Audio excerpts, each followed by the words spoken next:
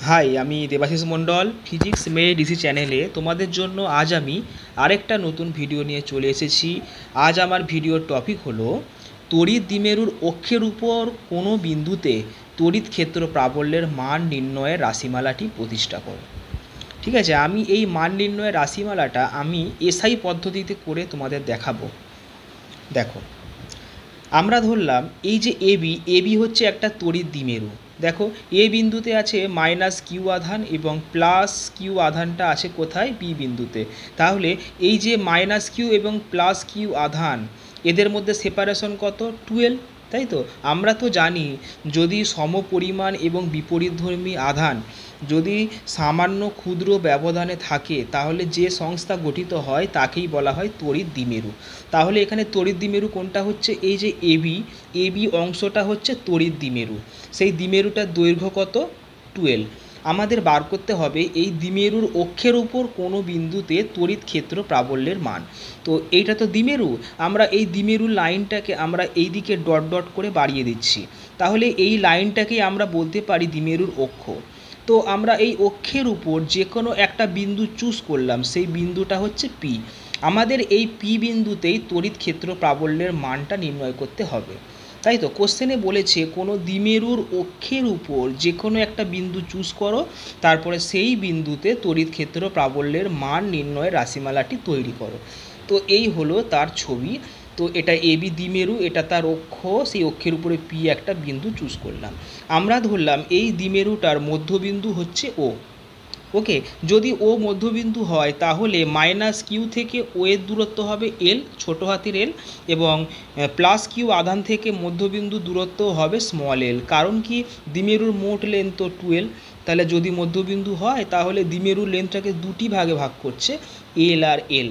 ওকে, আমরা আরও ধরলাম মধ্যবিন্দু থেকে এই পি বিন্দু দূরত্ব হচ্ছে কত? স্মল আর।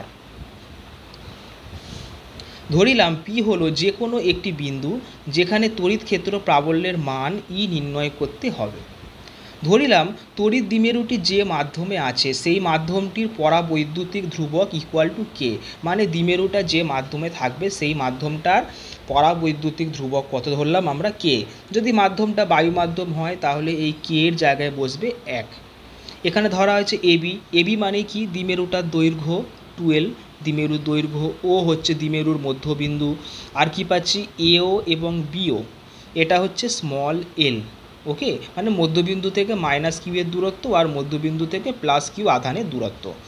আর ধরছি আর হচ্ছে দ্বিমেরুটির মধ্যবিন্দু থেকে পি বিন্দুর দূরত্ব। এটা মধ্যবিন্দু, এখান থেকে পি এর দূরত্ব হচ্ছে কত? আর। এবারে দেখো মাইনাস কিউ আধান থেকে পি এর দূরত্ব কত? এটা মাইনাস কিউ আধান থেকে পি এর দূরত্ব এটা কত হবে? এপি। কারণ মাইনাস কিউ তো এ বিন্দুতে আছে, পি এর দূরত্ব হচ্ছে এটা এপি। তাহলে এপি হচ্ছে মাইনাস কিউ আধান থেকে পি বিন্দু দূরত্ব। তাহলে এপি তাহলে কি হবে? এপি লিখতে পারি আমরা ওপি প্লাস কত? ওএ।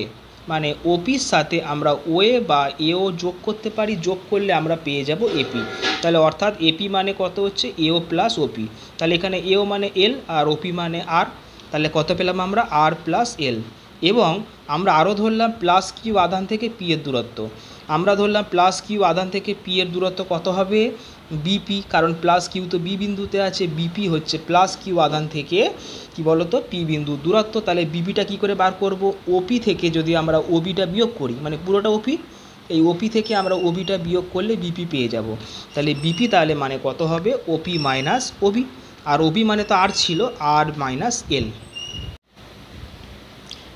এবারে দেখো আমরা আরও ধরিলাম এই প্লাস কিউ আধানের জন্য পিতে প্রাবল্য ই1। ওকে, আর মাইনাস কিউ আধানের জন্য পি বিন্দুতে প্রাবল্য হচ্ছে ই2। আমাদের বার করতে হবে পিতে মোট প্রাবল্য কত। যেহেতু দ্বিমেরুর মধ্যে দুটি আধান আছে প্লাস কিউ এবং মাইনাস কিউ, সেহেতু আমরা প্লাস কিউ এবং মাইনাস কিউ আধানের জন্য আলাদা আলাদা করে পিতে প্রথমে প্রাবল্যটা বার করব। তারপরে যদি প্রাবল্য বার করি তাহলে আমরা ভেক্টরের যোগ প্রক্রিয়ার সাহায্যে পি বিন্দুতে মোট তড়িৎ ক্ষেত্রের প্রাবল্যের মানটা বার করে নেব। কীরকম ভেক্টরের যোগ প্রক্রিয়া? যদি দুটি ভেক্টরের দিক, যদি দুটি সমান্তরাল ভেক্টরের দিক যদি একই হয় তাহলে লব্ধি ভেক্টর বার করা হয় কিভাবে? দুটি ভেক্টরকে যোগ করে। আর যদি দুটি সমান্তরাল ভেক্টর মানে যদি দুটি ভেক্টর একটা রেখার মধ্যে অবস্থিত হয়, তাহলে যদি দুটি ভেক্টরের দিক যদি বিপরীত হয় তাহলে কোনো বিন্দুতে লব্ধি ভেক্টর বার করা হয় কিভাবে? দুটি ভেক্টরকে বিয়োগ করার সাহায্যে, বিয়োগ প্রক্রিয়ার সাহায্যে। তো এখানে দেখো আমরা ধরলাম E1 হচ্ছে প্লাস কিউ আধানের জন্য প্রাবল্য পি বিন্দুতে। এবারে কোশ্চেনটা এর দিক কেন এদিকে হলো? দেখো যদি ধনাত্মক আধান হয় তাহলে সেক্ষেত্রে বলরেখার চিত্র কেমন হয়? আধান থেকে বাইরের দিকে, তাহলে বাইরের দিক মানে কি পি এর দিকে হবে। সেই জন্য E1 এর দিক হচ্ছে কি বলো তো? এই বিপি বরাবর।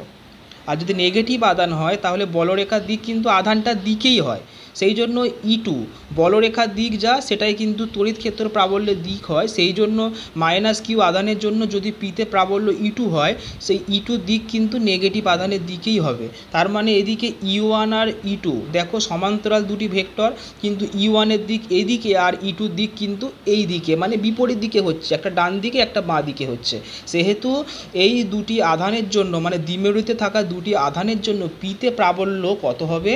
মানে এই প্লাস আধানের জন্য পিতে প্রাবল্য আর মাইনাস কিউ আধানের জন্য পিতে প্রাবল্য যে হবে সেই দুটি প্রাবল্যকে আমরা বিয়োগ করব। তাহলে দেখা যায় কি করে করি আমরা।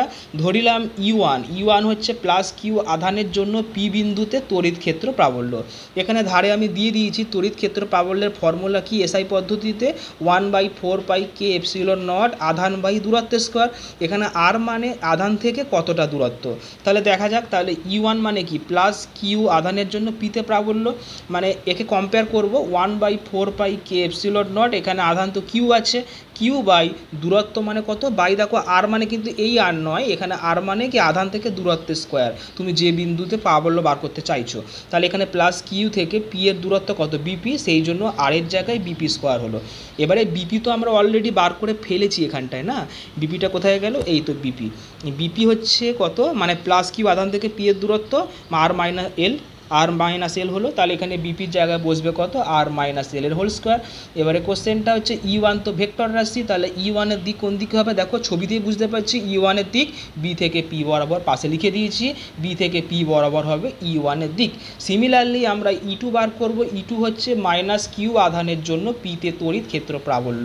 ফর্মুলা কত? 1/4πk∈0। যেহেতু একটা মাধ্যম আছে, সেই মাধ্যমটার পরাবৈদ্যুতিক ধ্রুবক কে আছে, সেই জন্য 1/4πk∈0। আধান মানে কত? এখানে মাইনাস কিউ কিন্তু ধরবো না, আমরা আধানের পরম মান ধরবো। আধানের জায়গায় কত? কিউ হবে, কিউ বাই দূরত্বের স্কোয়ার। এখানে দূরত্ব কত? এপি, মাইনাস কিউ থেকে পি এর দূরত্ব এপি, সেই জন্য আর এর জায়গায় এপি বসছে, এপি স্কোয়ার।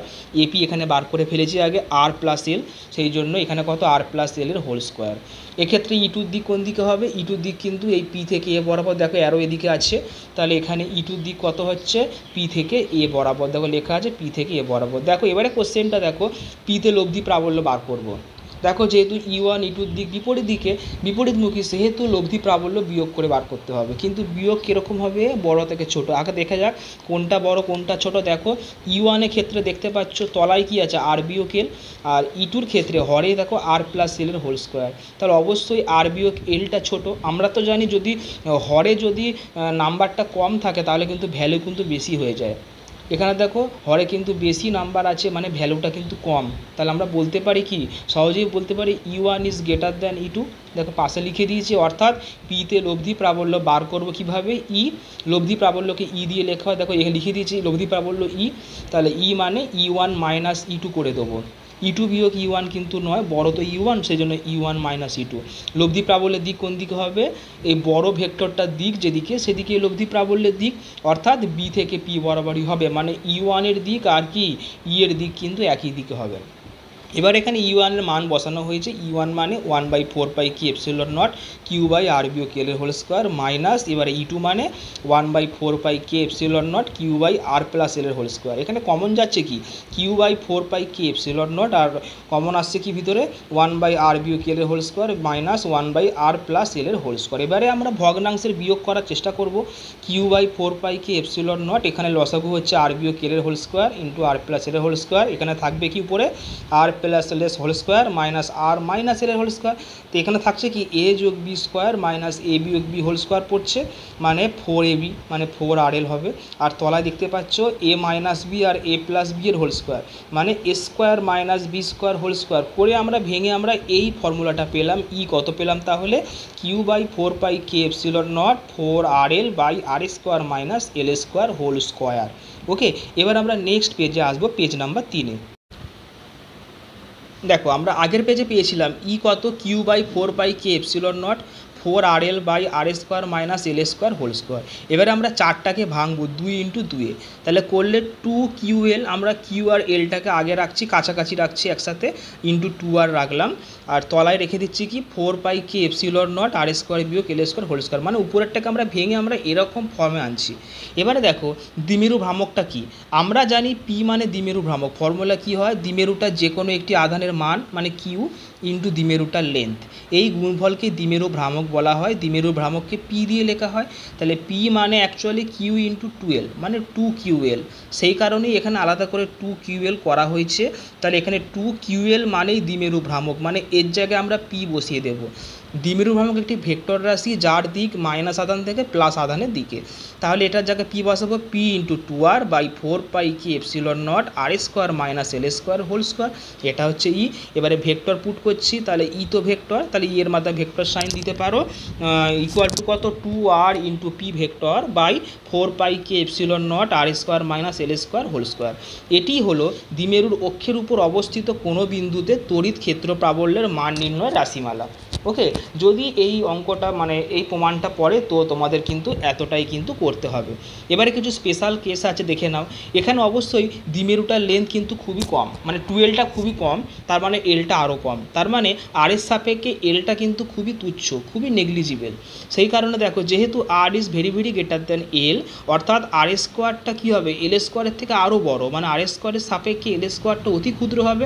তার মানে এই সমীকরণে যে আর স্কোয়ার বিয়োগ এল স্কোয়ার ছিল সেটার জায়গায় আমরা শুধু আর স্কোয়ার বসাতেই পারি, সেই কারণে এটার জায়গায় আমরা বসাবো শুধু আর স্কোয়ার। দেন ইকুয়েশনটা চেঞ্জ হবে কিভাবে, ই ভেক্টর মানে 2r পি ভেক্টর বাই কত আসছে, বাই তোমাদের আসছে কত 4 pi K epsilon not into আর স্কোয়ারের হোল স্কোয়ার, তখন তো এল স্কোয়ার আর থাকবে না, তাহলে করলে আর টু দি পাওয়ার 4, কাটাকুটি করলে উপরের আর তলার আর কাটছে, তাহলে তুমি পাচ্ছে কত 2p by 4 pi K epsilon not r Q.